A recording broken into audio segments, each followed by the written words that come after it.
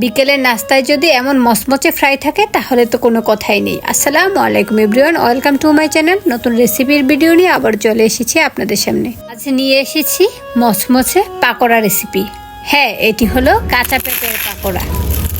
খুবই ক্রিস্পি এই পাকোড়াটি, এতে এতটাই সুস্বাদু যে আপনারা যদি একবার না বানান তাহলে আর স্বাদ বুঝবেনই না।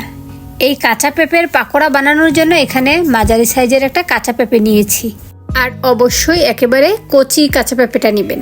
একটু পরিপক্ক হয়ে গেলেই তো মিষ্টি হয়ে যাবে, তখন আর খেতে তত বেশি ভালো লাগবে না। সেজন্য একেবারে কচি কাঁচা পেঁপেটা নিয়ে নেবেন। এখন পেঁপেটার খোসাগুলো ছাড়িয়ে নিচ্ছি। একটা পিলারের সাহায্যে আমি খোসাগুলো ছাড়িয়ে নিচ্ছি।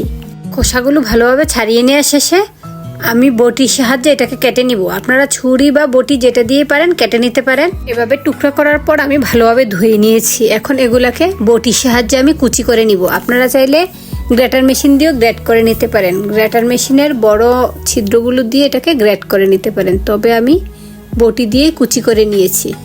আর এই পেঁপেগুলোকে ভালোভাবে ধুয়ে আমি ঝাঁঝরির উপরে রেখেছি, এর মধ্যে অতিরিক্ত কোনো পানি ছিল না। এখন এর সাথে দিয়ে দিচ্ছি হাফ কাপ পেঁয়াজ কুচি। এখন দিয়ে দিচ্ছি 1 টেবিল চামচ পরিমাণ কাঁচামরিচ কুচি। এখন দিয়ে দিচ্ছি ধনিয়া পাতা কুচি। ধনিয়া পাতা কাঁচামরিচটা আপনাদের পছন্দ অনুযায়ী দিয়ে নেবেন। এখন দিয়ে দিচ্ছি লবণ। এখানে আমি 1 চা চামচ পরিমাণ লবণ দিয়েছি, হাফ চা চামচ হলুদের গুঁড়া, 1 চা চামচ মরিচের গুঁড়া, 1 চা চামচ জিরা গুঁড়া এবং হাফ চা চামচ ধনিয়া গুঁড়া দিয়েছি। এখন দিয়ে দিচ্ছি হাফ চা চামচ আদা বাটা এবং হাফ চা চামচ রসুন বাটা। এই সবগুলো উপকরণ দেওয়া শেষে এখন হাত দিয়ে ভালোভাবে মেখে নিচ্ছি। এখানে একটু ভালোভাবে মিশিয়ে নেওয়া শেষে তারপরে আমি অন্যান্য উপকরণগুলো অ্যাড করব।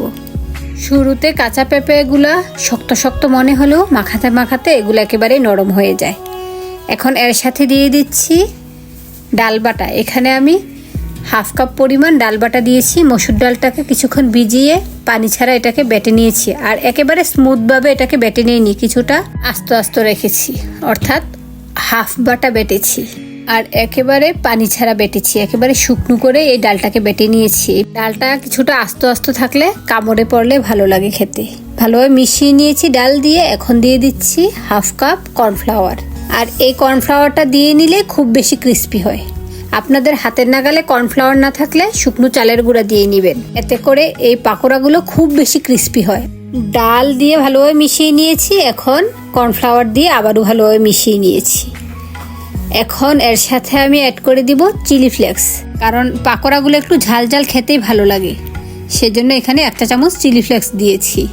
এই পাকোড়াতে আমি 3 ধরনের মরিচ ইউজ করেছি, কারণ ঝাল খেতেই ভালো লাগে। সবগুলো উপকরণ দেওয়া শেষে ভালোভাবে মিশানো হয়ে গিয়েছে। এখন পাকোড়াগুলো ভেজে নেওয়ার পালা। মিক্সার থেকে 1 মুঠো পরিমাণ নিয়ে প্রথমে গোল করেছি, তারপরে চ্যাপটা করে তেলের মধ্যে দিয়ে দিব। এদিকে চুলায় তেল বসিয়ে দিয়েছি। চুলার আঁচ যদিও জ্বালিয়ে দিয়েছি, তেলটা গরম না হতে একে একে আমি পাকোড়াগুলো দিয়ে নিচ্ছি, কারণ গরম তেলে দিয়ে নিলে পাকোড়াগুলো একেবারে ছড়িয়ে যাবে। সেজন্য তেলটা ঠান্ডা থাকতে একে একে আমি পাকোড়াগুলো দিয়ে নিচ্ছি। তবে পাকোড়াগুলো আপনারা আরও বড় বা আরও ছোট করেও বানাতে পারেন, তবে মাঝারি সাইজের পাকোড়াগুলো আমি সবসময় বানিয়ে থাকি, সেজন্য আমি এই শেপে সবগুলো বানিয়েছি। যারা এই মুহূর্তে ভিডিওটি দেখছেন, ভালো লেগে থাকলে ভিডিওটিতে একটি লাইক দিয়ে যাবেন। আর চ্যানেলে নতুন হয়ে থাকলে চ্যানেলটি ঘুরে আসতে পারেন। চ্যানেলে অনেক ধরনের ভিডিও রয়েছে, ভালো লেগে থাকলে চ্যানেলটি সাবস্ক্রাইব করে পাশে থাকা বেল আইকনটি বাজিয়ে দিবেন। এতে করে আমি নতুন কোনো ভিডিও দিলে নোটিফিকেশন সবার আগে আপনার কাছে পৌঁছে যাবে। আর ভিডিও সম্পর্কে কোনো তথ্য জানা থাকলে আমাকে কমেন্টস করবেন, আমি কমেন্টে উত্তর দিয়ে দিব। পাকোড়াগুলোকে আমি একেবারে অল্প আঁচে ভেজে নিয়েছি। প্রায় 7-8 মিনিট সময় লেগেছে প্রতি ভেজে নিতে। অল্প আঁচে ভেজে নেওয়াতে এগুলো একেবারে ক্রিস্পি হয়েছে। আপনারাও হাতে একটু সময় নিয়ে অল্প আছে এভাবে এই পাকোড়াগুলো ভেজে নেবেন। এপাশ ওপাশ করে পাকোড়াগুলো ভেজে নিচ্ছি। এর মধ্যে ভাজা হয়ে গিয়েছে, তেল থেকে একটা ছাঁকনির সাহায্যে তুলে নিচ্ছি। এই পাকোড়াটি সসের সাথে খেতে খুব বেশি ভালো লাগে। আমার ছেলে সস দিয়ে খেতে পছন্দ করে, তবে আমি ভাত দিয়ে খেয়েছি, আমার খুব বেশি ভালো লেগেছে। আর দেখুন একেবারেই ক্রিস্পি হয়েছে। আমি 1 বেশ ভেজে নিয়েছি। এভাবে আমি 2-3 ধাপে এগুলোকে ভেজে নিয়েছি। আর দেখুন পাকোড়াগুলো একেবারে ক্রিস্পি হয়েছে। আর একেবারে ক্রিস্পি করতে হলে অবশ্যই কর্নফ্লাওয়ার অথবা চালের গুঁড়া দিয়ে নেবেন, এতে করে পাকোড়াগুলো একেবারে ক্রিস্পি হবে।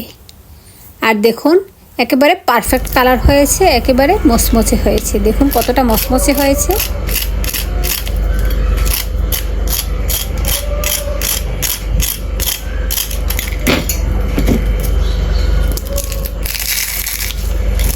আশা করি ভিডিওটি ভালো লেগেছে। আবার চলে আসবো অন্য কোনো নতুন রেসিপির ভিডিও নিয়ে। সেই পর্যন্ত সবাই ভালো থাকবেন, সুস্থ থাকবেন, আর চ্যানেলটি সাবস্ক্রাইব করে আমাকে সাপোর্ট করে যাবেন। আল্লাহ হাফেজ, আসসালামু আলাইকুম।